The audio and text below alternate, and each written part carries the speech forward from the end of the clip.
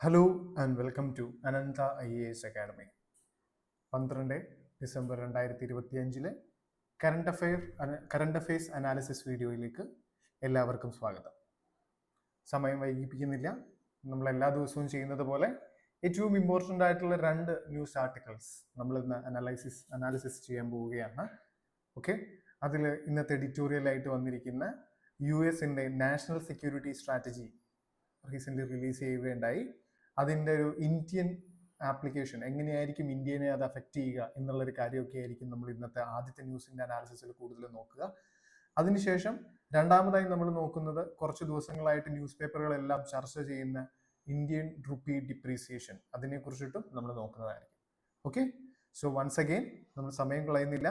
Let's go and analyse the first news article, that is the national security strategy. Okay, national security strategy എന്ന് പറയുമ്പോൾ നമ്മൾ ആദ്യം തന്നെ മനസ്സിലാക്കേണ്ട ഒരു കാര്യം എന്താണ്? ഓരോ നേഷനെ സംബന്ധിച്ചിടത്തോളം അവർക്ക് ഓരോ പോളിസീസ് ഉണ്ടാവും.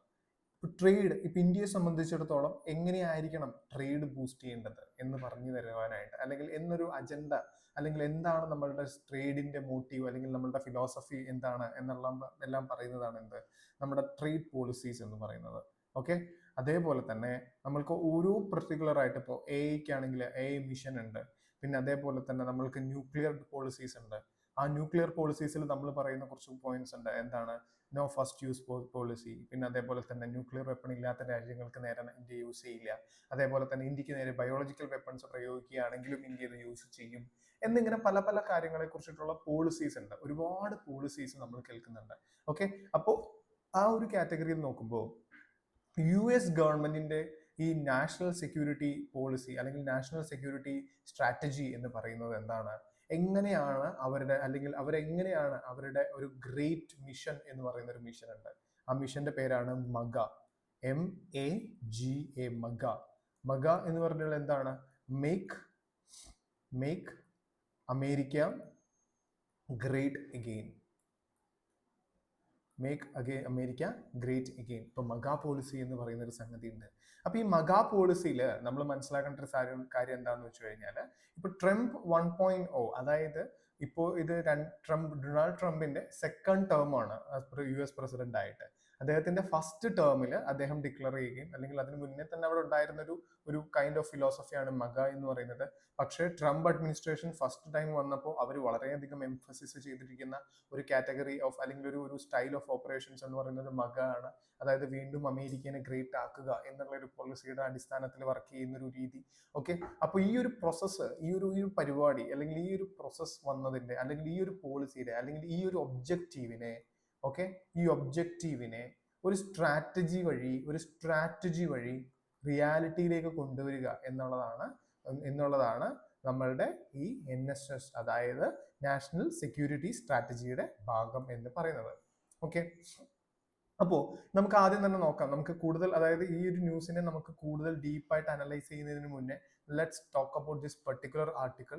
അപ്പോൾ ഈ പർട്ടിക്കുലർ ആർട്ടിക്കിളിൽ ഇപ്പോൾ ട്രംപ് അഡ്മിനിസ്ട്രേഷൻ പറയുന്ന ഒരു കാര്യം, അതായത് US പ്രസിഡന്റ് ആയിട്ടുള്ള ഡൊണാൾഡ് ട്രംപ്, അല്ലെങ്കിൽ അദ്ദേഹം പറയുന്ന ഈ ഒരു കാര്യം എന്ന് പറയുന്നത് എന്താണെന്ന് വെച്ച് കഴിഞ്ഞാൽ, നമ്മളുടെ ഈ പറഞ്ഞിട്ടുള്ള NSS വഴി, നാഷണൽ സെക്യൂരിറ്റി സ്ട്രാറ്റജി വഴി എന്ത് ചെയ്യുക, they want to ensure that America wordings വളരെ ഇമ്പോർട്ടൻ്റ് ആണ്.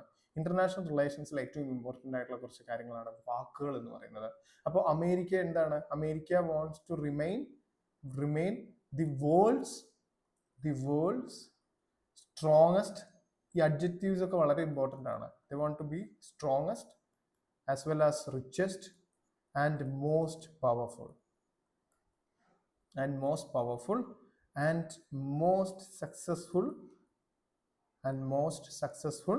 countries for decades to come. ഇതാണ് ഇവരുടെ ആ ഒരു അൾട്ടിമേറ്റ്, അല്ലെങ്കിൽ ഈ പറഞ്ഞിട്ടുള്ള NSS എന്ന് പറയുന്ന ഡോക്യുമെന്റിനെ ഡിസ്ക്രൈബ് ചെയ്തിരിക്കുന്ന, അല്ലെങ്കിൽ ഇതിന്റെ ഒരു ഒബ്ജക്റ്റീവ് എന്ന് പറയുന്നത് എന്താണ്? വീണ്ടും അമേരിക്കയെ എന്താക്കണം? സ്ട്രോങ്ങസ്റ്റ് നേഷൻ ആക്കണം, അല്ലെങ്കിൽ വീണ്ടും അമേരിക്കനെ റിച്ച് ആക്കണം, അല്ലെങ്കിൽ റിച്ച് ആയിട്ടുള്ള അമേരിക്ക വീണ്ടും കൺസിസ്റ്റന്റ് ആയിട്ട് തന്നെ ആ റിച്ച് പൊസിഷനിൽ തന്നെ കണ്ടിന്യൂ ചെയ്യണം. And most powerful nation and most successful countries for decades to come. ഇനി വരാനുള്ള നമ്മളുടെ പതിറ്റാണ്ടുകളിലെല്ലാം എന്താവണം എന്നാണ് പറയുന്നത്? അമേരിക്ക വളരെ സ്ട്രോങ് ആയിട്ട്, അതേപോലെ റിച്ച് ആയിട്ട്, അതേപോലെ മോസ്റ്റ് പവർഫുൾ ആയിട്ട് വരണം എന്നുള്ള ഒരു ഐഡിയ, ഒരു അംബിഷന്റെ പുറത്താണ് ഈ പുതിയ NSS ഡോക്യുമെന്റ് പുറത്തിറങ്ങിയിരിക്കുന്നത്. ഓക്കെ, അപ്പൊ നമുക്കറിയാം ഈ അമേരിക്കനെ ഉൾപ്പെടെ നമ്മൾ വിളിക്കുന്ന ഒരു നെഗറ്റീവ് കണ്ണോട്ടേഷനോടുകൂടി നമ്മൾ അമേരിക്കനെ വിളിക്കുന്നത് എന്താണ്? ഗ്ലോബൽ പോലീസ് എന്നാണ് വിളിക്കുന്നത്, അല്ലെ? ഈ വേണ്ടതിനും വേണ്ടാത്തതിനൊക്കെ കയറി ഇവരെന്ത് ചെയ്യുന്നുണ്ട്? തലയിടുന്നുണ്ട്. ഇപ്പൊ തന്നെ ആണെങ്കിൽ കഴിഞ്ഞ കുറച്ച് ദിവസങ്ങളിൽ നമ്മൾ കഴിഞ്ഞ ദിവസത്തെ ന്യൂസ് അനാലിസിസിൽ നമ്മൾ കേട്ടു. ഇപ്പൊ കേൾക്കാത്തവരുണ്ടെങ്കിൽ അത് കേൾക്കുക. അതിൽ നമ്മൾ പറഞ്ഞു എന്താണ് നമ്മളുടെ തായ്ലൻഡ് കംബോഡിയ ഇഷ്യൂ. ഓക്കെ, നമ്മുടെ തായ്ലൻഡ് കംബോഡിയ ഇഷ്യൂ എന്താണ്? ഈ Trump administration already cease fire declare ചെയ്യിപ്പിച്ചു, അതായത് നെഗോസിയേഷൻസിലൂടെ ക്ലാരിറ്റി കൊണ്ടുവന്നു എന്ന് അദ്ദേഹം ക്ലെയിം ചെയ്തു. അത് തെറ്റി. കാരണം വീണ്ടും എന്താണ് അവിടെ ഫയർ സ്റ്റാർട്ട് ചെയ്തിട്ടുണ്ട്, ക്രോസ് ബോർഡർ ഫയറിംഗ് സ്റ്റാർട്ട് ചെയ്തു. ഏകദേശം നമ്മൾ പറഞ്ഞു കഴിഞ്ഞ ദിവസത്തെ അനാലിസിസിൽ 3 ലക്ഷത്തോളം വരുന്ന സിവിലിയൻസിനെയാണ് അവിടെ ബോർഡർ ഏരിയാസിൽ നിന്ന് മാറ്റിയത്. അതേപോലെ തന്നെ നമ്മളെല്ലാവരും ഓർക്കുന്നുണ്ടാവും നമ്മളുടെ ഓപ്പറേഷൻ സിന്ദൂർ എന്ന് പറയുന്ന ഒരു ഓപ്പറേഷൻ നടക്കുന്ന സമയത്ത് US പ്രസിഡന്റ് ഡൊണാൾഡ് ട്രംപ് ഒരു ക്ലെയിം ചെയ്തിരുന്നു. അതായത് അദ്ദേഹം ഇന്ത്യയെയും പാകിസ്ഥാനെയും ത്രെറ്റ് ചെയ്തു. അതായത് അദ്ദേഹം ഇന്ത്യയും പാകിസ്ഥാനെയും ത്രെറ്റ് ചെയ്തു on the basis of trade tariff ചുമത്തി നിങ്ങളെ പുറത്താക്കും എന്നുള്ള ഒരു രീതിയിൽ, അല്ലെങ്കിൽ നിങ്ങളെ ഈ പറഞ്ഞ ബുദ്ധിമുട്ടിക്കും എന്നുള്ളൊരു ട്രേഡ് ടാരിഫ് നെഗോസിയേഷൻസ് നടത്തി ഇന്ത്യയും പാകിസ്ഥാനെയും എന്തിൽ നിന്നും പുറത്തിറക്കി? അദ്ദേഹം ന്യൂക്ലിയർ അറ്റാക്കിൽ നിന്നും പിന്തിരിപ്പിച്ചു എന്ന് പറയുന്ന ഒരു ക്ലെയിം അദ്ദേഹം നടത്തിയിരുന്നു. അതേപോലെ അദ്ദേഹം അവിടുത്തെ അദ്ദേഹത്തിന്റെ മാനിഫെസ്റ്റോയിൽ തന്നെ പറഞ്ഞിരിക്കുന്ന ഒരു കാര്യമാണ്, within hours after being US president, അതായത് US പ്രസിഡന്റായി മണിക്കൂറുകൾക്കകം അദ്ദേഹം എന്ത് ചെയ്യുന്നതാണ് പറഞ്ഞിരുന്നത്? അദ്ദേഹം ഉക്രൈനും റഷ്യയുമായിട്ടുള്ള വാർ അവസാനിപ്പിക്കും എന്നാണ് പറഞ്ഞിരുന്നത്. അതേപോലെ നമ്മുടെ റീസെന്റ് ഉണ്ടായിരുന്ന സുഡാൻ ക്രൈസിസ്, സുഡാനിലുണ്ടായിരുന്ന ജനോസൈഡ്, അത് അദ്ദേഹം നെഗോഷിയേറ്റ് ചെയ്ത് തീർത്തു എന്ന് പറയുന്നു. ബട്ട് സ്റ്റിൽ അതും നടന്നിട്ടില്ല. അപ്പൊ ഈ ഇദ്ദേഹത്തിന്റെ ക്ലെയിംസ്, ഈ US പ്രസിഡന്റിന്റെ കുറേ മണ്ഡമായിട്ടുള്ള ഈ പറഞ്ഞിട്ടുള്ള ക്ലെയിമുകൾ, അല്ലെങ്കിൽ വളരെ അംബീഷ്യസ് ആയിട്ടുള്ള സെൽഫിഷ് മോട്ടീവ് ആയിട്ടുള്ള ക്ലെയിമുകൾ, അപ്പൊ അങ്ങനെയുള്ള ഈ ക്ലെയിമുകളൊക്കെ നിലനിൽക്കുന്ന സാഹചര്യത്തിലാണ് ഈ പറഞ്ഞിട്ടുള്ള നമ്മളുടെ പുതിയ national security strategy US government പുറത്തിറക്കുന്നത്. അപ്പൊ അതുകൊണ്ട് തന്നെ നമ്മൾ മനസ്സിലാക്കേണ്ട ഒരു കാര്യം എന്താണ്? ആ ഒരു ഓറിയന്റേഷൻ, അല്ലെങ്കിൽ ഈ പറഞ്ഞിട്ടുള്ള ഒരു സെൽഫിഷ് ഓറിയന്റേഷനിലായിരിക്കും USA ഈ ഒരു പെർട്ടിക്കുലർ ആയിട്ടുള്ള ഈ ഒരു പരിപാടി നടക്കുന്നത്. ഇപ്പൊ നമ്മൾക്ക് നോക്കിക്കഴിഞ്ഞാൽ ഇപ്പൊ റഷ്യ അല്ലെങ്കിൽ ഒരു ഇൻസ്റ്റബിലിറ്റി എന്ന് പറയുന്ന ഒരു സംഗതി ഉണ്ട്. ഇപ്പൊ US അഡ്മിനിസ്ട്രേഷൻ ഫേസ് ചെയ്യുന്ന ഒരു വളരെ വലിയൊരു പ്രശ്നം എന്ന് പറയുന്ന ഒരു അൺസേർട്ടൺ ആയിട്ടുള്ള ഒരു ലീഡർഷിപ്പാണ്. ഒരു അൺസേർട്ടൺ ആയിട്ടുള്ളതും അതേപോലെ തന്നെ എന്താണ്, ഒട്ടും ട്രസ്റ്റബിൾ അല്ലാതെ, ഡിസ്ട്രക്റ്റബിൾ, അല്ലെങ്കിൽ ഈ പറഞ്ഞ പോലെ എന്താ പറയാ, ഒരു ഒട്ടും മെച്യൂർ അല്ലാത്ത ആ ഒരു ടേമാണ് ഏറ്റവും കൂടുതൽ യൂസ് ചെയ്ത് കണ്ടിരിക്കുന്നത്. വളരെയധികം ഇമ്മെച്യൂർ ആയിട്ടുള്ള ഒരു ലീഡർഷിപ്പാണ് ഇപ്പൊ കറന്റ്ലി US നടന്നുകൊണ്ടിരിക്കുന്നത്. അപ്പൊ ആ ഒരു സിറ്റുവേഷനിൽ എന്ത് ചെയ്യുന്നുണ്ട്? ഈ ഒരു ഇമ്മെച്യൂരിറ്റി നിൽക്കുന്നത് കൊണ്ട് തന്നെ അമേരിക്കയുടെ ട്രസ്റ്റ് ഡെഫിസിറ്റ് വളരെയധികം ലോ ആയിരിക്കുകയാണ്.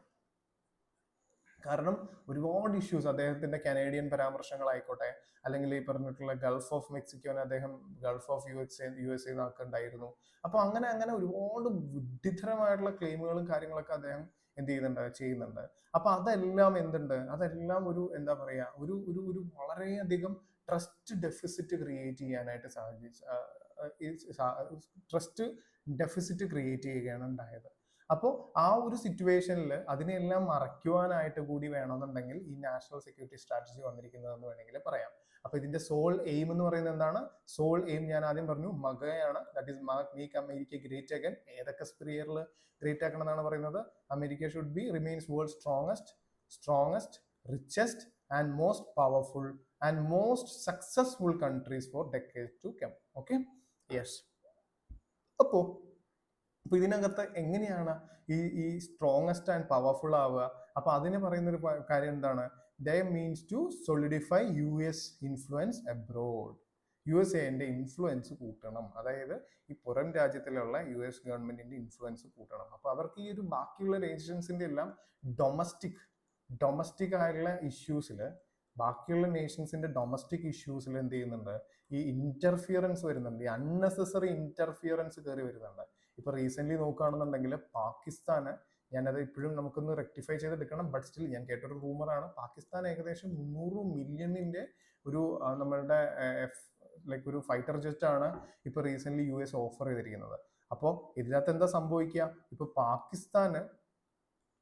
പാകിസ്ഥാന് ഒരു ഇത്രയും എമൗണ്ട് കിട്ടുമ്പോൾ സ്വാഭാവികമായിട്ടും അവരത് എന്തിനു വേണ്ടിയിട്ട് യൂസ് ചെയ്യും? ടെററിസം സ്പ്രെഡ് ചെയ്യാൻ വേണ്ടിയിട്ട് യൂസ് ചെയ്യും. അത് എന്തിനു കാരണമാകും? അതൊരു ഇൻസ്റ്റബിലിറ്റി ക്രിയേറ്റ് ചെയ്യും. അത് എവിടെ ഇൻസ്റ്റബിലിറ്റി ക്രിയേറ്റ് ചെയ്യും? സൗത്ത് ഏഷ്യൻ നേഷൻസിനിടയിൽ. അതായത് ഇപ്പോൾ പാകിസ്ഥാൻ എന്ന് പറയുന്ന ഒരു രാജ്യം, ആ പാകിസ്ഥാന് രണ്ട് സൈഡിൽ നിന്നാണ് അറ്റാക്ക് വരുന്നത്, അല്ലെങ്കിൽ രണ്ട് ഈ പറഞ്ഞിട്ടുള്ള ഹോസ്റ്റൈൽ നെയ്ബേഴ്സ് ആണ് ഉള്ളത്. അതിനകത്ത് ഒന്നാമതായിട്ട് നിൽക്കുന്നത് ഓഫ് കോഴ്സ് ഇന്ത്യ തന്നെയാണ്. രണ്ടാമതായിട്ട് ആരാണ്? അഫ്ഗാനിസ്ഥാനാണ്. അപ്പൊ ഈ ഒരു സാഹചര്യത്തിൽ US-ന്റെ ഇന്റർഫിയറൻസ് കൊണ്ട് അവർക്ക് കുറച്ചും കൂടി എയ്ഡ് കിട്ടുകയാണെന്നുണ്ടെങ്കിൽ സ്വാഭാവികമായിട്ട് എന്ത് ചെയ്യും? ഈ ടെററിസം സ്പ്രെഡ് ചെയ്യാനുള്ള ചാൻസസ് വളരെ കൂടുതലാണ്. ക്ലിയർ? അപ്പോൾ ഇങ്ങനെയുള്ള കുറേ പ്രശ്നങ്ങൾ ഇപ്പൊ ഈ അമേരിക്കയുടെ ഇടപെടൽ കാരണം ഒരുപാട് പ്രശ്നങ്ങൾ ഭൂമിയിൽ ഉണ്ടാവുന്നുണ്ട്, പിന്നെ നമ്മുടെ ലോകത്ത് ഉണ്ടാവുന്നുണ്ട്. അവരുടെ അൺനെസസറി ആയിട്ടുള്ള ഓരോ ഇന്റർഫിയറൻസ്, അല്ലെങ്കിൽ അവരുടെ വളരെയധികം സെൽഫിഷ് ആയിട്ടുള്ള ഓരോ മോട്ടീവ്സ്, അത് നമ്മളെ എന്ത് ചെയ്യുന്നില്ല, നമ്മളത് കറക്റ്റ്ലി ഐഡന്റിഫൈ ചെയ്ത് നമ്മൾ അതിനൊരു സൊല്യൂഷൻ കാണാനായിട്ട് നമുക്ക് സാധിക്കുന്നില്ല. ഇപ്പൊ നമ്മൾ കണ്ടിട്ടുണ്ടായിരുന്നു നമ്മളുടെ ഉക്രൈൻ പ്രസിഡന്റ് ആയിരുന്ന സെലൻസ്കി, അദ്ദേഹത്തെ വിളിച്ച് വളരെ രൂക്ഷമായ രീതിയിലാണ് US പ്രസിഡന്റ് ഫയർ ചെയ്യുകയൊക്കെ ചെയ്തത്. അത് ഒരിക്കലും ഒരു മെച്യൂർഡ് ഡീലിംഗ് ആയിരുന്നില്ല. ബട്ട് സ്റ്റിൽ അതൊരു എന്താ പറയുക, അതൊരു ഷോർട്ട് ഓഫ് ഒരു ഗിമിക് ആയിരുന്നു, ഒരു പവർ ഗിമിക് ആയിരുന്നു ആ കാണിച്ചതെല്ലാം. അപ്പൊ അങ്ങനെയുള്ള പ്രശ്നങ്ങളൊക്കെ എന്ത് പറയുന്നു? ആ ഒരു ഡിസ്ട്രക്ഷനെ ക്രിയേറ്റ് ചെയ്യുന്നു. അപ്പൊ ഇവരുടെ ആ സ്ട്രാറ്റജിയിൽ ഇവർ പറയുന്ന കുറച്ച് കാര്യങ്ങൾ എന്താണ്? USA-യുടെ ഫോറിൻ ഇൻഫ്ലുവൻസ് കൂട്ടണം. അതാണ് ഒന്നാമത്തെ അജണ്ട. രണ്ടാമത്തെ അജണ്ട എന്ന് പറയുന്നത് എന്താണ്? റീഇൻഡസ്ട്രിയലൈസേഷൻ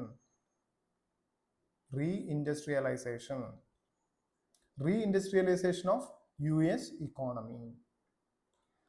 റീഇൻഡസ്ട്രിയലൈസേഷൻ. ഇപ്പൊ നമ്മൾ എന്ത് ചെയ്തിട്ടുണ്ട്? നമ്മൾ ഇൻഡസ്ട്രിയലൈസേഷൻ ആയിട്ട് കുറച്ച് കാര്യങ്ങൾ പഠിച്ചിട്ടുണ്ട് അല്ലേ? ഇൻഡസ്ട്രിയലൈസേഷൻ എന്നുള്ള ടേം നമുക്കറിയാം. ഇൻഡസ്ട്രിയലൈസേഷൻ എന്ന് പറഞ്ഞു കഴിഞ്ഞാൽ എന്താണ്? വേറെ ഒന്നുമില്ല, machine is replacing the human labour, അല്ലെങ്കിൽ മെഷീൻസിന്റെ ഈ പറഞ്ഞിട്ടുള്ള മെഷീൻസ് ഉപയോഗിച്ചുകൊണ്ട് പ്രൊഡക്ഷൻ നടത്തുന്നു. അപ്പോൾ അതാണ് ഈ പറഞ്ഞിട്ടുള്ള മാനുഫാക്ചറിങ് ബൂസ്റ്റ് ചെയ്യുന്നു എന്ന് നമുക്ക് തൽക്കാലം മനസ്സിലാക്കാം. പെർഫെക്റ്റ് ഡെഫിനിഷൻ ഒന്നുമല്ല, ബട്ട് സ്റ്റിൽ നമുക്ക് സേക്ക് ഓഫ് അണ്ടർസ്റ്റാൻഡിംഗ് നമുക്ക് എന്ത് ചെയ്യാം? മാനുഫാക്ചറിങ് ബൂസ്റ്റ് ചെയ്യുന്നു എന്നുള്ളൊരു കാര്യം നമുക്ക് നോക്കാം. ഓക്കെ, ദെൻ അടുത്തൊരു ടേമാണ് ഡീ ഇൻഡസ്ട്രിയലൈസേഷൻ. എന്താണ് ഡീ ഇൻഡസ്ട്രിയലൈസേഷൻ? ഇവിടെ കമ്പനീസ് ഉണ്ടായിരുന്നു അല്ലേ? മാനുഫാക്ചറിങ് കമ്പനീസ് ഉണ്ടായിരുന്നു, അവരെന്ത് ചെയ്യുന്നു? അവരില്ലാതെ ആവുന്നു. അതാണ് ഡീ ഇൻഡസ്ട്രിയലൈസേഷൻ. ഇപ്പൊ നമ്മളുടെ 1918 ചാർട്ടർ ആക്ട് ഒക്കെ കഴിഞ്ഞ് കഴിയുമ്പോഴത്തേക്കും ഇന്ത്യൻ ആർട്ടിസാൻസും ഇന്ത്യൻ ക്രാഫ്റ്റ് പേഴ്സൺസും ഇന്ത്യൻ ടെക്സ്റ്റൈൽ ഓണർ അല്ലെങ്കിൽ ഇന്ത്യൻ ടെക്സ്റ്റൈൽസ് വീവേഴ്സ് എല്ലാം ഫേസ് ചെയ്തൊരു പ്രശ്നങ്ങളിൽ ഒന്ന് എന്തായിരുന്നു? ഈ ഡീ ഇൻഡസ്ട്രിയലൈസേഷൻ ആയിരുന്നു. കാരണം എന്താണ്? UK അല്ലെങ്കിൽ ഇംഗ്ലണ്ടിൽ ഉണ്ടായിരിക്കുന്ന ഇൻഡസ്ട്രീസിൽ നിന്നും പ്രൊഡ്യൂസ് ചെയ്യുന്ന ചീപ്പർ ഗുഡ്സ് ഇന്ത്യയിലേക്ക് വരികയും, അപ്പോൾ ഈ പറഞ്ഞിട്ടുള്ള ഹാൻഡിക്രാഫ്റ്റ് ആയിട്ടുള്ള ആളുകൾ എന്ത് ചെയ്യുന്നുണ്ടായിരുന്നു? അവർ പ്രൊഡ്യൂസ് ചെയ്യുന്ന സാധനത്തിന് വളരെയധികം എക്സ്പെൻസീവ് ആയിരുന്നു. അപ്പോൾ ആ എക്സ്പെൻസീവ് ആയിട്ടുള്ള ഗുഡ്സ് ആരും കൺസ്യൂം ചെയ്യാതാവുകയും ചെയ്തു. അപ്പോൾ ഇവിടെ ഡിമാൻഡ് എന്തായിരുന്നു? വളരെ ലോ ആയി. എന്നാൽ ഇന്ത്യൻ ഗുഡ്സിന്റെ സപ്ലൈ വളരെ കൂടുതലുമായിരുന്നു. അപ്പൊ ഈ ഒരു സാഹചര്യത്തിൽ എന്തായി? അവർക്ക് ജോലി നഷ്ടപ്പെടുകയും അവിടെ ഒരു ഡീ ഇൻഡസ്ട്രിയലൈസേഷൻ സംഭവിക്കുകയും ചെയ്തു. അതേ ലൈനിൽ തന്നെ ഇതിന്റെ ഒരു തേർഡ് ലെവൽ ഓഫ് ഒരു ലൈനാണ് അല്ലെങ്കിൽ ഒരു വേർഡാണ് എന്ത്? നമ്മളുടെ റീഇൻഡസ്ട്രിയലൈസേഷൻ. റീഇൻഡസ്ട്രിയലൈസേഷൻ കൊണ്ട് ഉദ്ദേശിക്കുന്നത് എന്താണ്? ഒരു 3-4-5 വർഷങ്ങൾക്ക് മുന്നേ ഉള്ള നമ്മളുടെ ന്യൂസുകൾ നമ്മൾ അനലൈസ് ചെയ്തപ്പോൾ നമുക്ക് കാണാൻ സാധിച്ചത് നമ്മളുടെ ബിഗ് ഫൈവ്സ് ഉണ്ടല്ലോ കമ്പനീസിൽ തന്നെ നോക്കുമ്പോൾ, ഇപ്പോൾ ഗൂഗിൾ ആയിക്കോട്ടെ, അല്ലെങ്കിൽ നമ്മുടെ മാക് ലൈക്ക് നമ്മുടെ ആപ്പിൾ ആയിക്കോട്ടെ, ഓക്കെ, ദെൻ നമ്മളുടെ ടെസ്ല ആയിക്കോട്ടെ, ആമസോൺ, ഓക്കെ. അപ്പൊ ഇതേപോലത്തെ big giants, Microsoft, big American ജെയിൻസിനെ എല്ലാം ഒരു മീറ്റിംഗ് വിളിക്കുകയും ഒരു പാർട്ടി അറേഞ്ച് ചെയ്യുകയും ഒരു ഹൈ ടേബിൾ ക്രിയേറ്റ് ചെയ്യുകയും ചെയ്തിരുന്നു. ആ ഹൈറ്റി ക്രിയേറ്റ് ചെയ്തിരുന്നു. അപ്പൊ ആ ഹൈറ്റിയുടെ ഇടയിൽ ട്രംപ് ചോദിച്ചൊരു ചോദ്യം ഓരോരുത്തരോടും, നിങ്ങൾ എത്ര രൂപയാണ് ഇനി US-ൽ ഇൻവെസ്റ്റ് ചെയ്യാൻ പോകുന്നത് എന്നുള്ളതാണ്. അപ്പോൾ മെറ്റ പറയുണ്ടായിരുന്നു, ഫേസ്ബുക്കിന്റെ പേരന്റ് സ്ഥാപനമായിട്ടുള്ള മെറ്റ പറഞ്ഞത് എത്രയാണ്? They are planning to invest $800 million in US economy. അപ്പോൾ Trump administration was very happy and they were very clear that either ഈ ഒരു ടേം അദ്ദേഹം യൂസ് ചെയ്തതാണ്, I'm just quoting the word by word, either you invest in USA or face tariff. Either you invest in USA or you face tariff. ഇപ്പൊ tariff എന്ന് പറയുന്നത് എന്താണ്? Suppose ഇതാണ് നമ്മളുടെ ഇന്ത്യ എന്ന് വിശ്വസിക്കുക, ഓക്കെ, ഐ എം സോറി, കുറച്ചുകൂടെ വൃത്തിയിൽ പഠിക്കേണ്ടതാണ്, ബട്ട് സ്റ്റിൽ ഇതാണ് ഇന്ത്യ എന്ന് വിശ്വസിക്കുക. ഓക്കെ, ഇതാണ് USA എന്ന് വിശ്വസിക്കുക. ഇത് USA, ഇത് ഇന്ത്യ.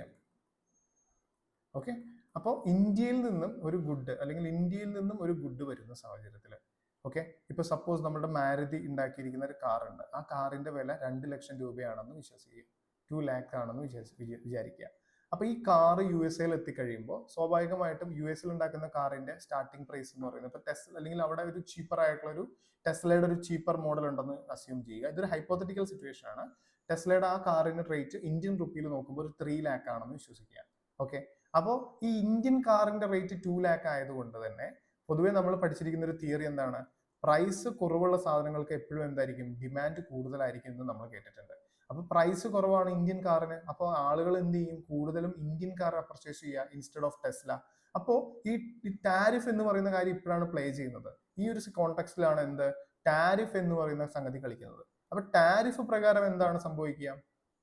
US ഗവൺമെന്റ് പറയും, ഞങ്ങൾ നിങ്ങൾക്ക് മേലെ ഒരു എന്താ പറയുക ഒരു 50% അല്ലെങ്കിൽ ഒരു 100% ടാരിഫ് ഏർപ്പെടുത്തുകയാണെന്ന് പറയും. 100% ടാരിഫ് എന്ന് പറഞ്ഞു കഴിഞ്ഞാൽ എത്രയാണ്? 2 ലക്ഷം, അതിന്റെ ടാരിഫ് ആയിട്ടുള്ള അടുത്ത 2 ലക്ഷം. അപ്പൊ ആ കാറിന്റെ റേറ്റ് എത്രയായി? 4 ലാക്ക് ആയി. അപ്പൊ സ്വാഭാവികമായിട്ടും പ്രൈസ് കൂടി. പ്രൈസ് കൂടുമ്പോൾ എന്താവും? പ്രൈസ് കൂടുമ്പോൾ എന്ത് സംഭവിക്കും? പ്രൈസ് കൂടുമ്പോൾ സ്വാഭാവികമായിട്ടും ഈ കാറിന്റെ ഡിമാൻഡ് കുറയും. അപ്പോൾ ഈ ഒരു ടൂൾ ഉപയോഗിച്ചിട്ടുണ്ട്. ഇതാണ് ടാരിഫ് മെക്കാനിസം എന്ന് പറയുന്നത്. അപ്പോൾ സ്വാഭാവികമായിട്ടും നമ്മളുടെ അവിടുത്തെ കാറിന്റെ എക്സ്പോർട്ട് കുറഞ്ഞു കഴിഞ്ഞാൽ നമ്മളുടെ ഇവിടെ പ്രൊഡക്ഷൻ കുറയും. അപ്പോൾ ഒരു സൈക്കിൾ ഉണ്ട് അല്ലേ? പ്രൊഡക്ഷൻ ഒരു വിഷ്വൽ സൈക്കിൾ നമുക്ക് ക്രിയേറ്റ് ചെയ്യാം. പോവർട്ടിയുടെ ഒരു വിഷ്വൽ സൈക്കിൾ ഒക്കെ വേണമെന്നുണ്ടെങ്കിൽ നമുക്ക് ഈ ടാരിഫിന്റെ ക്വസ്റ്റ്യൻസ് ഒക്കെ നമുക്ക് എപ്പോൾ വേണമെങ്കിലും എക്സ്പെക്ട് ചെയ്യാൻ പറ്റുന്ന ഒരു ക്വസ്റ്റ്യൻസ് ആണ്. ഇപ്പൊ മെയിൻസിനോ അല്ലെങ്കിൽ പറഞ്ഞ പോലെ പ്രിലിംസിനോ നമുക്ക് ക്വസ്റ്റ്യൻ ആയിട്ട് നമുക്ക് എഴുതാം പറ്റുന്ന അല്ലെങ്കിൽ ചോദിക്കാവുന്ന ഒരു ക്വസ്റ്റ്യൻ തന്നെയാണ് ഈ ടാരിഫിന്റെ ക്വസ്റ്റ്യൻസ്. ഇപ്പൊ നമ്മൾ പറഞ്ഞു നമ്മളുടെ എക്സ്പോർട്ട് കുറഞ്ഞു, ടാരിഫ് കാരണം. നമുക്ക് ഇങ്ങനെ നോക്കാം, ടാരിഫ് കൂടി കഴിഞ്ഞപ്പോൾ എന്ത് സംഭവിച്ചു? നമ്മളുടെ ഗുഡ്സിന്റെ ഇന്ത്യൻ കാറിന്റെ ഡിമാൻഡ് കുറഞ്ഞു. ഡിമാൻഡ് കുറഞ്ഞു കഴിഞ്ഞപ്പോഴത്തേക്കും സ്വാഭാവികമായിട്ടും ഇന്ത്യയിൽ എന്തായി? ഇന്ത്യയിൽ പ്രൊഡക്ഷൻ കുറഞ്ഞു. നമുക്ക് പ്രൊഡക്ഷൻ കുറയുമ്പോൾ സ്വാഭാവികമായിട്ടും എന്ത് കുറയും? നമ്മൾ ക്രിയേറ്റ് ചെയ്തിരിക്കുന്ന എംപ്ലോയ്മെന്റ് കുറയും. എംപ്ലോയ്മെന്റ് കുറയുമ്പോൾ എന്ത് സംഭവിക്കും? സേവിങ്സ് കുറയും. സേവിങ്സ് കുറഞ്ഞു കഴിയുമ്പോഴത്തേക്കും ഇൻവെസ്റ്റ്മെന്റ് കുറയും. അത് ഇൻവെസ്റ്റ്മെന്റ് കുറഞ്ഞു കഴിയുമ്പോഴത്തേക്കും വീണ്ടും എംപ്ലോയ്മെന്റ് കുറയും. അപ്പൊ അങ്ങനെ മൊത്തം ഒരു ഡിറ്റോറിയേറ്റിംഗ് ആയിട്ടുള്ള ഒരു വിഷ്വൽ സൈക്കിളിലേക്ക് നമ്മൾ അതിനെ തള്ളിയിടും. അപ്പൊ ശരിക്കും ഇന്ത്യയുമായിട്ടുള്ള ഒരു നെഗോസിയേഷന് വേണ്ടിയിട്ട് ട്രംപ് അഡ്മിനിസ്ട്രേഷൻ യൂസ് ചെയ്തിരിക്കുന്ന ഒരു ഫോർമുലയാണ് ഈ ടാരിഫ് എന്ന് പറയുന്നത്. ബേസിക്കലി വേറൊന്നുമല്ല, ഇന്ത്യ എന്ത് ചെയ്യുന്നുണ്ട്? റഷ്യയുടെ കയ്യിൽ നിന്നും ചീപ്പർ ആയിട്ടുള്ള എനർജി പെട്രോളിയം മേടിക്കുന്നുണ്ട്. അത് സ്റ്റോപ്പ് ചെയ്യണം. കാരണം എന്താണ്? ആ പെട്രോളിയത്തിൽ നിന്നും കിട്ടുന്ന ലാഭമാണ് റഷ്യ ഉക്രൈൻ വാറിന് വേണ്ടിയിട്ട് യൂസ് ചെയ്യുന്നത് എന്നാണ് ആരുടെ ക്ലെയിം? അതായത് ട്രംപിന്റെ ക്ലെയിം. അതേപോലെ തന്നെ ഏകദേശം 50 ബില്യൺ ഡോളറാണ് ട്രേഡ് ഡെഫിസിറ്റ് അമേരിക്കയ്ക്ക് ഇന്ത്യയായിട്ടുള്ളത്. അപ്പൊ ട്രേഡ് ഡെഫിസിറ്റ് എന്ന് പറഞ്ഞു കഴിഞ്ഞാൽ അതിന്റെ അർത്ഥം എന്താണ്?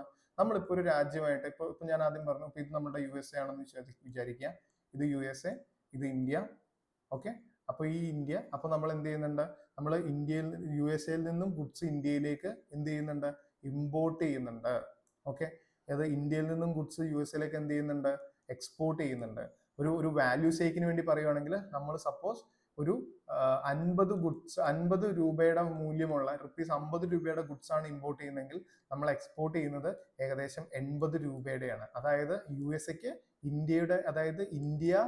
India export more to USA than it imports from USA. ഏകദേശം 50 ബില്യൺ ഡോളറാണ് ഈ വ്യത്യാസം എന്ന് പറയുന്നത്. അപ്പൊ ഈ ട്രേഡ് ഡെഫിസിറ്റ് കുറയ്ക്കണം എന്നുള്ള ഒരു ഐഡിയ കൂടി വെച്ചിട്ടാണ് എന്ത് ചെയ്യുന്നത്? ട്രംപ് അഡ്മിനിസ്ട്രേഷൻ നമ്മൾക്ക് മേൽ അല്ലെങ്കിൽ ഇന്ത്യൻ ഗുഡ്സിന് മേലെ എന്ത് ചുമത്തിരിക്കുന്നത്? ടാരിഫ് ചുമത്തിരിക്കുന്നത്. ഇന്നലത്തെ പേപ്പറിൽ നമ്മളെല്ലാവരും കണ്ടു കാണും, ഇന്ത്യൻ റൈസിന് മേളിലും എന്ത് ചെയ്യുന്നുണ്ട്? USA റീസെന്റ് ടാരിഫ് ചുമത്തി. ഓക്കെ, അപ്പോൾ ആ ഒരു കാര്യം, അതാണ് ആ ഒരു ടേം ആണ് നമ്മൾ ഇവിടെ നോക്കേണ്ടത്. ഈ ഒരു ഇൻഫ്ലുവൻസ് കൂട്ടുക, US ഗവൺമെന്റിന് ഇൻഫ്ലുവൻസ് കൂട്ടുക, അതേപോലെ തന്നെ റീഇൻഡസ്ട്രിയലൈസേഷൻ പ്രൊമോട്ട് ചെയ്യുക. അപ്പോൾ കമ്പനീസിനോടൊക്കെ പറഞ്ഞ കാര്യം എന്താണ്? നിങ്ങൾ ഈതർ എന്ത് ചെയ്യുക? USA ഒരു മാനുഫാക്ചറിങ് യൂണിറ്റ് സ്റ്റാർട്ട് ചെയ്യുക. അല്ലാന്നുണ്ടെങ്കിൽ എന്ത് സംഭവിക്കും? USAയുടെ കയ്യിൽ നിന്നും ടാരിഫ് എക്സ്പെക്ട് ചെയ്തോളൂ. അപ്പൊ തന്നെ എന്ത് സംഭവിക്കും? അപ്പൊ നിങ്ങളുടെ ഗുഡിന് ഡിമാൻഡ് കുറയും. നിങ്ങളുടെ ഗുഡിന് ഡിമാൻഡ് കുറഞ്ഞാൽ പ്രൊഡക്ഷൻ കുറയും. പ്രൊഡക്ഷൻ കുറഞ്ഞാൽ പ്രോഫിറ്റ് കുറയും. സിമ്പിൾ. അപ്പോൾ ഇത്രയും പ്രശ്നങ്ങൾ, അതായത് വളരെ ഹാവോക്ക് ക്രിയേറ്റ് ചെയ്തുകൊണ്ടിരിക്കുകയാണ് US ഗവൺമെന്റ് കംപ്ലീറ്റ് വേൾഡിനെതിരെ. അപ്പോൾ അതാണ് അടുത്തൊരു കാര്യം, അതായത് റീഇൻഡസ്ട്രിയലൈസേഷൻ പ്രൊമോട്ട് ചെയ്യണം. ദെൻ അടുത്തതായിട്ട് പറയുന്നതാണ് എന്ത്, അമേരിക്കാസ് എക്സെപ്ഷണലിസം, അമേരിക്കയുടെ എക്സെപ്ഷണലിസം നമുക്ക് ക്രിയേറ്റ് ചെയ്യണം. അമേരിക്കൻ എക്സെപ്ഷണലിസം. എന്താണ് എക്സെപ്ഷണലിസം എന്ന് പറഞ്ഞു കഴിഞ്ഞാൽ, അതായത് ഒരു നമ്മളുടെ ഈ എക്സെപ്ഷൻ, അതായത് അമേരിക്കനെ എപ്പോഴും എന്തായിട്ട് കാണണം, ബാക്കിയുള്ള നേഷൻസ് ഒരു സുപ്പീരിയർ പവർ ആയിട്ട് കാണണം. ആ ഒരു അമേരിക്കനെ ഒരിക്കലും എക്സെപ്ഷൻ ആയിട്ടേ കാണാൻ പറ്റുള്ളൂ. അത്ര ഉള്ള സുപ്പീരിയർ ആയിട്ട് കാണണം എന്ന് പറയുന്ന ഒരു കോൺസെപ്റ്റ് ആണ് അമേരിക്കൻ എക്സെപ്ഷണലിസം എന്ന് പറയുന്നത്. ഓക്കെ, അതേപോലെ തന്നെ നമുക്ക് വേറെ ഇതിന്റെ ഒരു കീ ആയിട്ടുള്ള ഒരു സ്ട്രാറ്റജി അല്ലെങ്കിൽ ഒരു റിക്വയർമെന്റ് എന്ന് പറയുന്നത് എന്താണ്? ഓക്കെ, അപ്പോൾ അങ്ങനെ ഒരുപാട് കാര്യങ്ങൾ, ആ ഒരു കാര്യങ്ങളൊക്കെയാണ് ഇതിൽ കൂടുതലും ഡിസ്കസ് ചെയ്തിരിക്കുന്നത്. അതായത് അമേരിക്കയുടെ ആ ഒരു സെൽഫിഷ് മോട്ടീവ്, അവർക്ക് വീണ്ടും എന്താവണം, പവർഫുൾ ആവണം. അവർക്ക് ആ പഴയ പവർ കിട്ടുന്നില്ല. കാരണം എന്താണ്, ഒരു കോൾഡ് വാർ എറയിൽ സംഭവിച്ചുകൊണ്ടിരുന്ന ഒരു കാര്യം, ഒരു USA ബ്ലോക്ക് ഉണ്ടായിരുന്നു, ഒരു USSR ബ്ലോക്ക് ഉണ്ടായിരുന്നു. ഓക്കെ, വൺസ് നമ്മളുടെ ഈ USSR ബ്രേക്ക് ഡൗൺ ആയിട്ട് പല ഈസ്റ്റേൺ യൂറോപ്യൻ നേഷൻസും റഷ്യയുമായി മാറിക്കഴിഞ്ഞതിന് ശേഷം എന്ത് സംഭവിച്ചു എന്ന് പറഞ്ഞു കഴിഞ്ഞാൽ, ഇതൊരു ഈ ബൈപോളാരിറ്റി, ഇപ്പൊ ആ വാക്കുകളൊക്കെ ഈ IR ടേമുകൾ നമ്മൾ യൂസ് ചെയ്യണം. ബൈപോളാരിറ്റി ആയിരുന്നു ഡ്യൂറിങ് കോൾഡ് വാറിൽ. അതായത് രണ്ട് പോളുകളായിരുന്നു ഉണ്ടായിരുന്നത്, ഒന്ന് US പോളും രണ്ട് USSR പോളും. പിന്നീട് ഇതിന് ശേഷം എന്തായി, അതൊരു US പവർ സ്ട്രക്ചർ, ഏറ്റവും പവർഫുൾ ആയിട്ടുള്ള നേഷൻ USA മാത്രമായിട്ട് മാറി. ഇപ്പോൾ ആ കണ്ടീഷനിൽ നിന്നും എന്ത് സംഭവിച്ചു, ഒരു മൾട്ടി പോളാരിറ്റി, ഒരുപാട് പോളുകൾ. ഇപ്പൊ നമ്മൾ നോക്കുകയാണെന്നുണ്ടെങ്കിൽ ഇന്ത്യ ഒരു പവർഫുൾ ബ്ലോക്ക് ആയിട്ട് വന്നുകൊണ്ടിരിക്കുകയാണ്, ഗ്ലോബൽ സൗത്തിനെ പ്രതിനിധീകരിച്ചുകൊണ്ട്. അതേപോലെ തന്നെ ചൈന വളരെ പവർഫുൾ ആണ്, ഇൻ ടേംസ് ഓഫ് ഇക്കോണമി ആയിക്കോട്ടെ, ഇൻ ടേംസ് ഓഫ് ഡിഫൻസ് ആയിക്കോട്ടെ, മിലിറ്ററി വൈസ് ആയിക്കോട്ടെ, അല്ലെങ്കിൽ ഈ പറഞ്ഞിട്ടുള്ള ഡിപ്ലോമാറ്റിക് ടൈസിലായിക്കോട്ടെ, ചൈന വളരെയധികം സ്ട്രെങ്ത് ആയിക്കൊണ്ടിരിക്കുകയാണ്. ചൈനയെ നമ്മൾ ഇപ്പോഴും വിളിക്കുന്ന ഒരു ടേം ഉണ്ട്, ഡ്രാഗൺ ഇൻ ദ റൂം എന്ന് വിളിക്കുന്നത്. ഡ്രാഗനെ പോലെ തന്നെ വളർന്നുകൊണ്ടിരിക്കുകയാണ് ചൈന. അതേപോലെ നമ്മൾ നോക്കുകയാണെന്നുണ്ടെങ്കിൽ ഇവിടെ പറഞ്ഞിട്ടുള്ള ഈ ഈസ്റ്റ് ഏഷ്യൻ നേഷൻസ് ഉണ്ട്, നമ്മളുടെ വിയറ്റ്നാം എന്ന് പറയുന്ന രാജ്യം, ഫിലിപ്പീൻസ് എന്ന് പറയുന്ന രാജ്യങ്ങൾ, അവരൊക്കെ വളരെയധികം ഫോസ്ഫറസ് ആയിട്ട് തന്നെ പ്രൊഡക്ഷൻസിൽ അടിച്ചു പൊളിച്ചു വന്നുകൊണ്ടിരിക്കുകയാണ്. അപ്പൊ ഈ ഒരു മൾട്ടി പോളാരിറ്റിയിൽ നിന്നും ഇപ്പൊ ഈ ബൈപോളാരിറ്റിയിൽ നിന്നും ഒക്കെ ഒരു എന്താ പറയാ, അപ്പൊ അവർക്കൊരു പേടിയാണ്. ഇപ്പൊ USA സംബന്ധിച്ചിടത്തോളം അവരുടെ ആ ഒരു പവർ നഷ്ടപ്പെടും. അപ്പോൾ അതുകൊണ്ടാണ് അവർ ഇപ്പോഴും ഈ ഒരു ഡോക്യുമെന്റ് ഇറക്കുകയും അത് തിരിച്ചു പിടിക്കണം എന്ന് അവർ പബ്ലിക്കായിട്ട് തന്നെ പറയുകയും ചെയ്യുന്നത്. Okay, yes. ദെൻ ഇതിൽ കുറച്ച് ഫീച്ചേഴ്സ് ഞാൻ എഴുതിയിട്ടുണ്ട്. എന്താണ് നമ്മളുടെ നാഷണൽ സെക്യൂരിറ്റി സ്ട്രാറ്റജി എന്നുള്ളത് പറയുന്നുണ്ട്. Describe as a road map to ensure America remains world strongest, richest, most powerful, successful country of the decade. Okay, global dominance, അതാണ് അവരുടെ ആംബിഷൻ. ഈ ഒരു ഡോമിനൻസ് തന്നെയാണ് ആരുടെയും, ചൈനയുടെയും. ഗ്ലോബലായിട്ട് എന്ത് ചെയ്യുക, ഡോമിനൻസ് വേണം എന്ന് പറയുന്നത്. Okay, yes. ദെൻ അപ്പൊ നിങ്ങൾക്ക് ബാക്കി കാര്യങ്ങളൊന്ന് വായിച്ചു നോക്കാം. ഞാൻ ഈ ഒരു PDF നമ്മളുടെ ടെലഗ്രാം ചാനലിൽ ഉണ്ടാകും, നിങ്ങൾക്ക് ഡൗൺലോഡ് ചെയ്യാം. ഓക്കെ, നിങ്ങൾക്ക് അതിനെക്കുറിച്ച് വായിക്കാനൊക്കെ ആയിട്ട് സാധിക്കും. ഓക്കെ, ഇതിന്റെ അടിസ്ഥാനത്തിൽ ഈ ഒരു എന്താ പറയാ, ഗ്ലോബൽ അൺസർട്ടനിറ്റി, ഈ ഗ്ലോബൽ അൺസർട്ടനിറ്റി എന്ന് പറയുമ്പോൾ നമ്മളുടെ എക്കണോമിക് സർവേ ആയിക്കോട്ടെ, എക്കണോമിക് സർവേ 2024-2025 ഫസ്റ്റത്തെ തന്നെ ഒരു തീം പറയുന്നത് എന്താണ്, ഗ്ലോബൽ അൺസർട്ടനിറ്റി ഇൻഡെക്സ് വളരെ കൂടുതലാണ്. അതുകൊണ്ടാണ് പ്രഡിക്റ്റ് ചെയ്തിരുന്ന 8% ഗ്രോത്ത് റേറ്റ് 2024 നമുക്ക് അച്ചീവ് ചെയ്യാൻ പറ്റാതിരുന്നത്. നമ്മളൊരു 6%ലേക്ക് പെഗ് ചെയ്യാനുള്ള കാരണം നമ്മളുടെ എന്താണ്, ആ ഒരു ഗ്ലോബൽ അൺസർട്ടനിറ്റി ആണ് എന്നാണ് എക്കണോമിക് സർവേ പറയുന്നത്. അതിനെ അടിസ്ഥാനമാക്കി വന്നിരുന്ന ഒരു ക്വസ്റ്റ്യൻ ആണത്. 2025 മെയിൻസ് ക്വസ്റ്റ്യൻ ആണത്, GS3 ക്വസ്റ്റ്യൻ ആണ്. What are the challenges before Indian economy when the world is moving from free trade and multilateralism to protectionism and bilateralism? How can these challenges be met? Okay, so I request all the persons who are listening to this particular current affair analysis to write an answer for the same. Okay, and നിങ്ങൾ ഇത് ഗ്രൂപ്പിൽ post ചെയ്യുകയോ നമ്മൾക്ക് mail ചെയ്യുകയോ ചെയ്ത് കഴിഞ്ഞാൽ നമ്മൾ നിങ്ങൾക്ക് എന്ത് ചെയ്യുന്നതായിരിക്കും, അത് നമ്മളൊന്ന് ഇവാലുവേറ്റ് ചെയ്ത് തരുന്നതായിരിക്കും. Okay, yes. ഓക്കെ, അപ്പൊ നമുക്ക് ഇത്രയാണ് ഈ ഒരു പർട്ടിക്കുലർ ടോപ്പിക്കുമായിട്ട് റിലേറ്റഡ് ആയിട്ട് സംസാരിക്കാനുള്ളത്. ഓക്കെ, നിങ്ങൾക്ക് ഒരു സെക്കൻഡ് ഈ വീഡിയോ ഒന്ന് പോസ് ചെയ്യാം. എന്തെങ്കിലും ഡൗട്ട് കാര്യങ്ങളുണ്ടെങ്കിൽ നിങ്ങൾക്കത് പോസ് ചെയ്യാം. ഓക്കെ, നിങ്ങൾക്കത് പോസ്റ്റ് ചെയ്യാം. സോറി. ഓക്കെ, യെസ്, നമ്മൾ എല്ലാ കമന്റ്സിനും നമ്മൾ റിപ്ലൈ തരുന്നതായിരിക്കും. Okay, yes, thank you. Now let's move to the second question. Is the falling rupee a cause of alarm? നമ്മൾ എന്തുണ്ട്, നമുക്ക് ഇതിനെക്കുറിച്ച് സംസാരിക്കുന്നതിന് മുമ്പ് let's talk some theory. Okay, നമ്മൾ കഴിഞ്ഞ കുറച്ച് ദിവസങ്ങളായിട്ട് കേട്ടുകൊണ്ടിരിക്കുന്ന ഒരു വളരെ ഇപ്പോഴത്തെ പ്രോ ഗവൺമെന്റ് ആയിട്ടുള്ള അല്ലെങ്കിൽ ഗവൺമെന്റിനെതിരെ കേട്ടുകൊണ്ടിരിക്കുന്ന വളരെ ശക്തമായ ഒരു ആരോപണമാണ് എന്ത്, നമ്മളുടെ കറണ്ട് റുപ്പി ഡിപ്രീഷിയേറ്റ് ചെയ്തുകൊണ്ടിരിക്കുകയാണ്. ഇത്തവണത്തെ പ്രിലിംസ് ക്വസ്റ്റ്യൻസിൽ മസ്റ്റായിട്ട് നിങ്ങൾ പ്രിപ്പയർ ചെയ്യേണ്ട ഒരു ടോപ്പിക്കാണ് rupee ഡിപ്രീസിയേഷനും ഡിവാലുവേഷനും. 90 like I really expect like I'm really expecting a question on this particular topic. Okay, so ഇത് വളരെയധികം ഇമ്പോർട്ടൻ്റ് ആയിട്ടുള്ള ഒരു ടോപ്പിക്കാണ്. ഓക്കെ, സോ നമുക്ക് അതിൻ്റെ ഒരു ടെക്നിക്കൽ പാർട്സ് കുറിച്ച് നോക്കാം. സോ ഫസ്റ്റ് ഓഫ് ഓൾ നമ്മൾ റുപ്പിയെ ഒരു പ്രൊഡക്റ്റ് ആയിട്ട് കാണാം.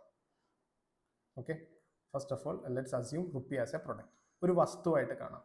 ഓക്കെ, അപ്പോൾ ഏതൊരു വസ്തുവിനും എന്തുണ്ട്, ഒരു ഡിമാൻഡ് കർവ് ഉണ്ട്. ഡിമാൻഡ് കർവ് എപ്പോഴും ഡൗൺവേർഡ് സ്ലോപ്പിംഗ് ആയിരിക്കും.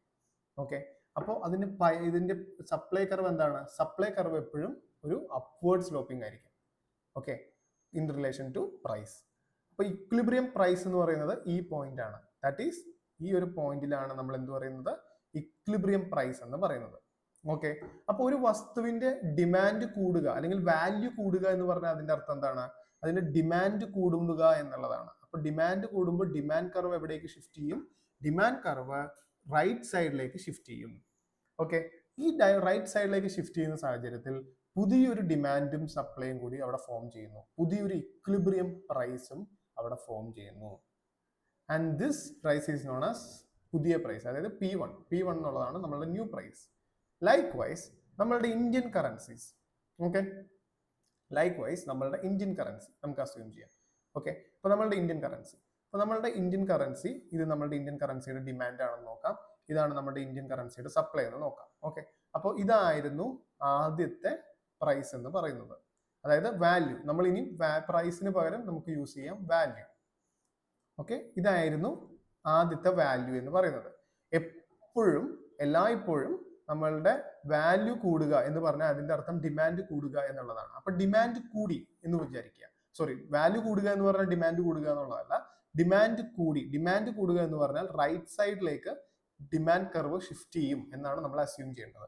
അപ്പോൾ ഡിമാൻഡ് കർവ് റൈറ്റ് സൈഡിലേക്ക് അസ്യൂം ചെയ്താൽ ഡിമാൻഡ് കർവ് റൈറ്റ് സൈഡിലേക്ക് ഷിഫ്റ്റ് ചെയ്തു. അപ്പൊ പുതിയ എന്തുണ്ടായി, പ്രൈസ് ഉണ്ടായി. അപ്പൊ പുതിയ പുതിയ ഇക്വിലിബ്രിയം പോയിന്റ് ഉണ്ടായി. അപ്പൊ പുതിയ വാല്യൂ ഉണ്ടായി, പുതിയ വാല്യൂ ഉണ്ടായി.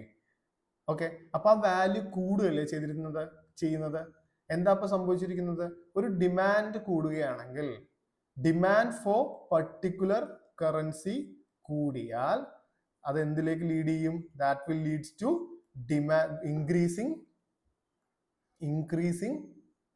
increasing value of the currency. ഒരു കറൻസിയുടെ ഡിമാൻഡ് കൂടിയാൽ അതിന്റെ വാല്യൂ കൂടും. അപ്പോൾ നമ്മൾ എപ്പോഴും ഒരു കറൻസിയുടെ ഡിമാൻഡ് കൂടുക, ആ കറൻസി ആളുകൾ ഡിമാൻഡ് ചെയ്യുന്ന സമയത്ത്, ഫോർ എക്സാമ്പിൾ ഇപ്പൊ USA നിന്നിട്ട് ഒരു ഇൻവെസ്റ്റർക്ക് ഇന്ത്യയിലേക്ക് ഇൻവെസ്റ്റ് ചെയ്യണം. അപ്പോൾ അദ്ദേഹം എന്ത് ചെയ്യും, അദ്ദേഹത്തിന്റെ കയ്യിലുള്ള ഡോളേഴ്സ് ഇന്ത്യൻ റുപ്പിയിലേക്ക് കൺവേർട്ട് ചെയ്യും. ഓക്കെ, അപ്പൊ ആ കൺവേർട്ട് ചെയ്യുന്ന സമയത്ത് എന്താണ്, അദ്ദേഹം എന്താ ഡിമാൻഡ് ചെയ്യുന്നത്, ഇന്ത്യൻ റുപ്പിയാണ് ഡിമാൻഡ് ചെയ്യുന്നത്, അല്ലെ, ഇന്ത്യൻ റുപ്പിയാണ് അദ്ദേഹം ഡിമാൻഡ് ചെയ്യുന്നത്. അപ്പൊ സ്വാഭാവികമായിട്ട് എന്ത് വരും, ഇന്ത്യൻ റുപ്പിയുടെ ഡിമാൻഡ് കൂടും. ദാറ്റ് മീൻസ് ഇൻവെസ്റ്റ്മെന്റ്സ്, FDI ഒക്കെ വരുന്നത്, ഫോറിൻ ഡയറക്റ്റ് ഇൻവെസ്റ്റ്മെന്റ്, അതേപോലെ തന്നെ FII foreign institutional investments, FPI foreign portfolio investment, അതേപോലെ തന്നെ ലോൺസ്. നമ്മളിപ്പോൾ ഫോറിനിൽ നിന്ന് ലോൺ എടുക്കുകയാണെന്നുണ്ടെങ്കിൽ ഡോളേഴ്സിലേക്ക് വരുന്നു, അത് ഇവിടെ വന്നതിന് ശേഷം എന്ത് സംഭവിക്കുന്നു, അത് ഇന്ത്യൻ കറൻസി ആയിട്ട് കൺവേർട്ട് ചെയ്യുന്നു. അപ്പോൾ ഇന്ത്യൻ കറൻസിയുടെ ഡിമാൻഡ് കൂടും. അതേപോലെ തന്നെ നമ്മൾ മനസ്സിലാക്കേണ്ട വേറൊരു പ്രോസസ്സാണ് എക്സ്പോർട്ട് ആൻഡ് ഇമ്പോർട്ട്. ഓക്കെ, നമ്മൾ ഇന്ന് മൊത്തം USA എക്സാമ്പിൾസ് എടുക്കുന്നതുകൊണ്ട് ഇന്ന് നമ്മൾ USA തന്നെ എടുക്കുന്നു. ഇത് USA ആണ്.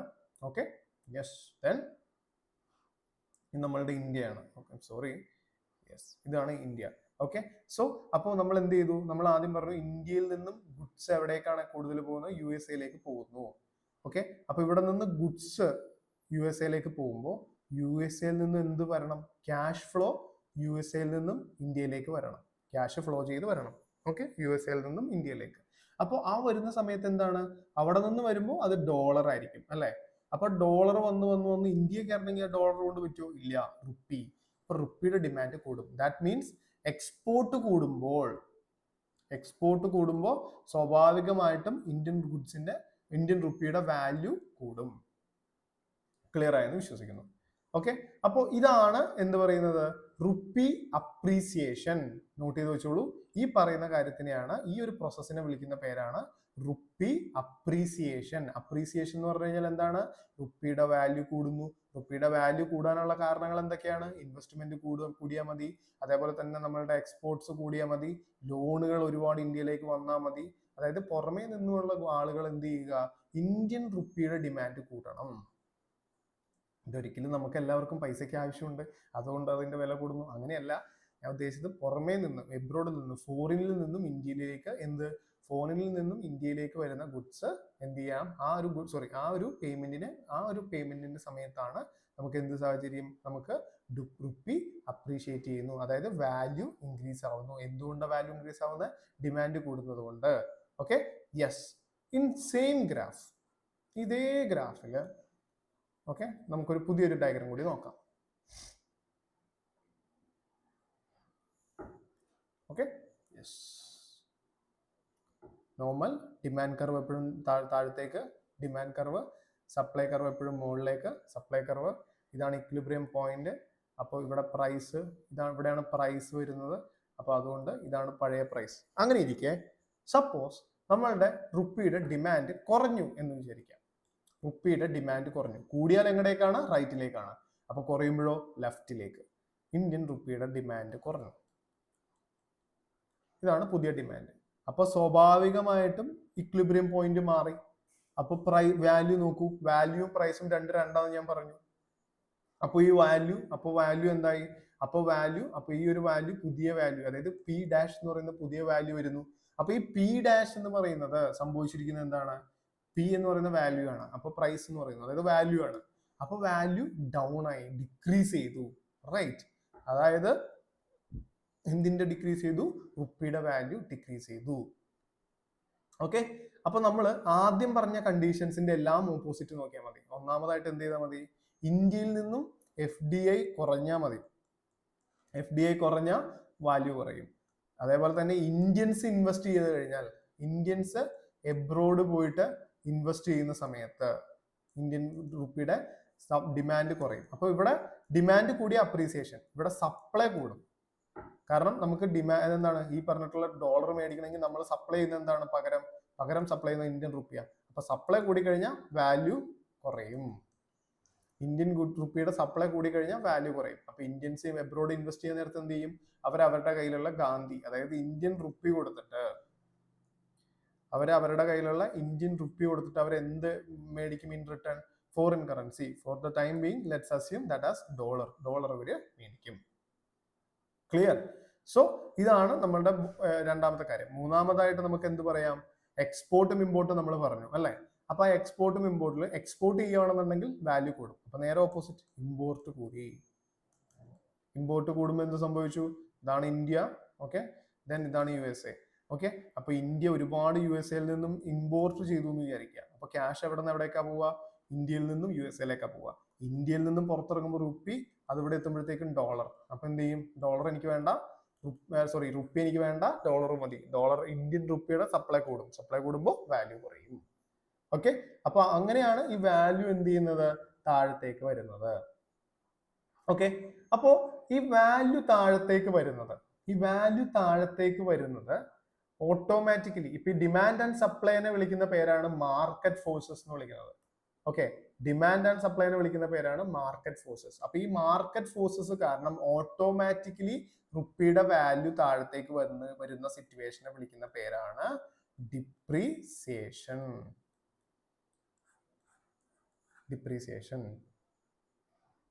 അതായത് ശരിക്കും പറഞ്ഞു കഴിഞ്ഞാൽ 2020 ഒരു ഡോളർ കിട്ടാനായിട്ട് നമ്മൾ എന്ത് കൊടുത്താൽ മതിയായിരുന്നു? 60 റുപ്പി കൊടുത്താൽ മതി. അസ്യൂം ചെയ്യണം, ഇതൊന്നും ഒറിജിനൽ അല്ല, ഞാൻ ജസ്റ്റ് ഒരു റാൻഡം ഫിഗേഴ്സ് എടുക്കുന്നതാണ്. ഇതേ സാധനം 2025 എത്തിക്കഴിഞ്ഞപ്പോൾ ഇപ്പോൾ ഒരു ഡോളർ കൊടുക്കാൻ നമ്മൾ എത്ര രൂപ കൊടുക്കണം? 90 രൂപ കൊടുക്കണം.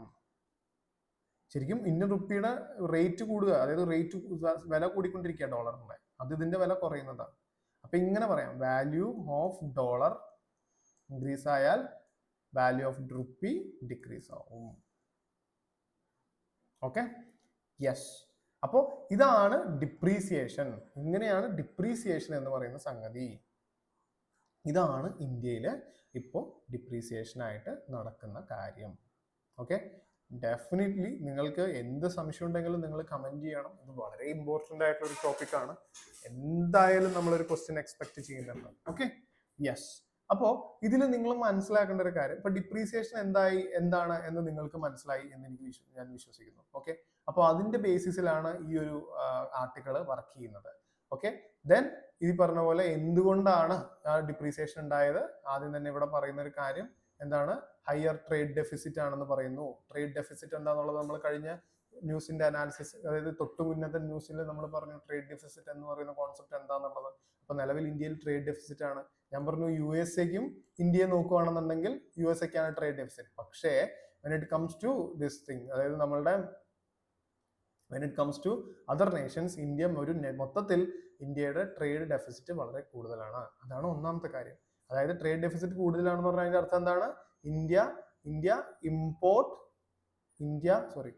ഇമ്പോർട്ട് മോർ ദാൻ, അല്ലെങ്കിൽ Indian import is greater than Indian export. Okay, അപ്പോൾ ഉണ്ടാവുന്ന സിറ്റുവേഷന്റെ പേരാണ് trade deficit. Okay, yes. So trade deficit.